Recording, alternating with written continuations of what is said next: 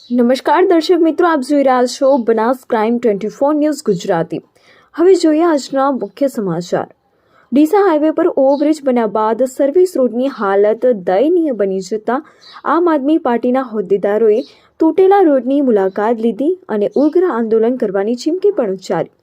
સમગ્ર ભારત દેશમાં વિકાસની મોટી વાતો કરવામાં આવી રહી છે અને વિકાસના કામોને લઈને કેન્દ્ર સરકાર દ્વારા દરેક રાજ્યમાં સરકાર બનાવી રહી છે, પરંતુ જ્યાં ભારતીય જનતા પાર્ટીનો ગઢ ગુજરાત ગણવામાં આવે છે ત્યાં આજે પણ અનેક ગ્રામ્ય અને શહેરી વિસ્તારમાં વિકાસની રાહ જોવા મળી રહી છે અને ક્યારેક વિકાસ આવશે અને નવીન રોડ બનાવીને રાહદારીઓ અને વાહન ચાલકોને પડતી મુશ્કેલીને દૂર કરવામાં આવે, ત્યારે ડીસા હાઈવે પર કેન્દ્ર સરકાર દ્વારા કરોડોના ખર્ચે ઓવરબ્રિજ બનાવીને ટ્રાફિક સમસ્યામાંથી શહેરીજનોને મુક્તિ આપવી છે, જે ખરેખર સરાહનીય છે। પરંતુ ઓવરબ્રિજ બન્યા બાદ શહેરીજનોની મુશ્કેલીમાં ઘટાડો થવાની જગ્યાએ સર્વિસ રોડ પર પડેલા ખાડાઓને લઈને ભાર મુશ્કેલીમાં મુકાયા છે। સર્વિસ રોડ પર નેશનલ હાઈવે ઓથોરિટી દ્વારા નવી રોડ ન બનતા 2 વર્ષ બાદ આજે પણ શહેરીજનો અને વાહન ચાલકો સહિત રાહદારીઓ મુશ્કેલીમાં મુકાઈ રહ્યા છે।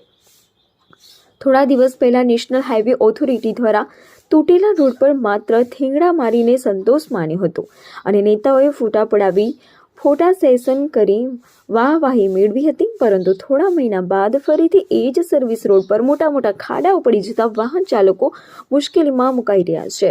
ત્યારે આજે ડીસા આમ આદમી પાર્ટીના શહેર પ્રમુખ સુભાષભાઈ ઠક્કર સહિત વિજયભાઈ દવે અને કોંગ્રેસના આગેવાન ભેમાભાઈ ચૌધરી સહિત તેમની ટીમ દ્વારા રાજ મંદિર સર્કલથી થોડે દૂર પ્રાઇમ હોટલ પાસે સર્વિસ રોડની મુલાકાત લીધી, જ્યાં છેલ્લા કેટલાક સમયથી સર્વિસ રોડ તૂટેલી હાલતમાં નજરે પડી રહ્યા છે અને આ રોડ પર સ્થાનિક નેતાઓ સાથે જિલ્લા અને રાજ્યના વહીવટી તંત્રના અધિકારીઓ રોજબરોજ અવરજવર પણ કરી રહ્યા છે, છતાં આજ દિન સુધી આ તૂટેલા રોડને નવીન રોડ બનાવવા માટે કોઈ જ વ્યવસ્થા ઊભી કરવામાં આવી નથી। ત્યારે આજે આમ આદમી પાર્ટીના હોદ્દેદારોએ રોડની મુલાકાત લીધી હતી અને નેશનલ હાઈવે ઓથોરિટીના સત્તાધીશો સહિત રાજ્ય સરકાર અને કેન્દ્ર સરકાર સામે ભારે આક્રોશ વ્યક્ત કરાયો હતો। આ રોડ પર રોજબરોજ હજારોની સંખ્યામાં વાહનોની અવરજવર કરે છે અને વાહન ચાલકો ભારે મુશ્કેલીનો સામનો કરવો પડે છે। જો સત્વરે આ રોડના સમારકામ કરાવી નવી રોડ બનાવવામાં નહીં આવે તો આમ આદમી પાર્ટીના ડીસા શહેર સહિત જિલ્લાના હોદ્દેદારો અને કાર્યકર્તાઓ રોડ પર ઉતરી ઉગ્ર આંદોલન કરવાની ફરજ પડશે અને જે પણ પરિસ્થિતિનું નિર્માણ થશે તેની જવાબદારી નેશનલ હાઈવે ઓથોરિટીના સત્તાધીશોની રહેશે તેવી ચીમકી પણ ઉચ્ચારી હતી। ત્યારે લાખો રૂપિયાનો ટોલ ટેક્સ વસૂલ કરતી નેશનલ હાઈવે ઓથોરિટી દ્વારા તાત્કાલિક અસરથી વાહન ચાલકો અને રાહદારીઓને પડતી મુશ્કેલીને દૂર કરી નવી રોડ બનાવવામાં આવે તેવી માંગ શહેરીજનો દ્વારા પણ કરવામાં આવી રહી છે। સાથે સાથે અમારી આ માંગ પણ છે કે જેટલો બને એટલો જલ્દી સત્વરે ટૂંક જ સમયની અંદર આ રોડ સારી રીતે બની જવો જોઈએ।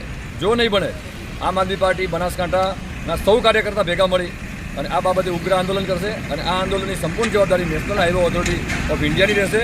એમાં જે કંઈ પણ પરિસ્થિતિ સર્જાવા પામશે સંપૂર્ણ જવાબદારી હાઈવે ઓથોરિટી રહેશે।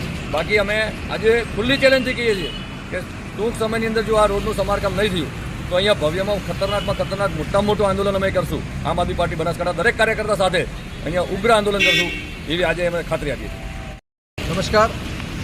અહીંયા સ્થાનિકોની રજૂઆતના પગલે આમ આદમી પાર્ટી ડીસા પાલનપુર હાઈવે અને આજુબાજુનો સર્વિસ રોડ જે હાલે બિસ્માર હાલતમાં છે એની આ પરિસ્થિતિનો તાગ મેળવવા અમે સાઇટ વિઝિટ કરેલી અને વાસ્તવમાં પરિસ્થિતિ ખૂબ જ ખરાબ છે।